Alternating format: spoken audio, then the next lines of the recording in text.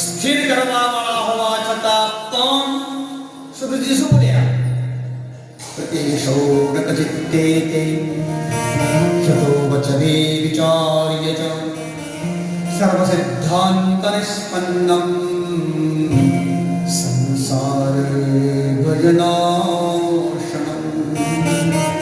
હે સૌનકાદી ઋષિઓ, આપે મને જે પ્રશ્નો કર્યા એ પ્રશ્નોનો પ્રત્યુત્તર હું જલ્દી નહીં આપી શકું. થોડોક મને ટાઈમ આપો, પછી હું આના વિશે તમને જણાવું.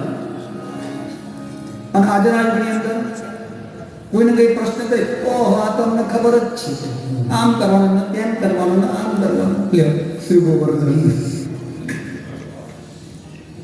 88,000 ઋષિઓ ના મનને સ્થિર કરવા વાળા વ્યક્તિ પણ જો આ પ્રમાણે કહી શકતા હોય તો મારા તમારા જીવનની શું હિસાબ? ઘણા માણસો એવા હોય, આ તો આપણે જ છે, આ તો હાવ હેલું છે.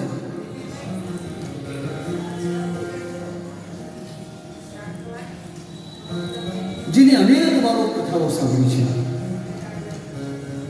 છતાં પણ કથા સાંભળવા તત્પર બન્યા છે.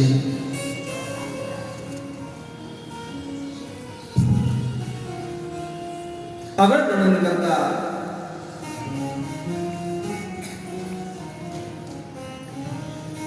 કહ્યું કે આપે જે મને પ્રશ્નો બધા જે કર્યા છે એનો એક જ સિદ્ધાંત એક જ છે, અને સંસારના ભયમાંથી મુક્ત કરાવવા વાળું એકમાત્ર જો જગતમાં સાધન હોય તો તે શિવ ભક્તિ છે.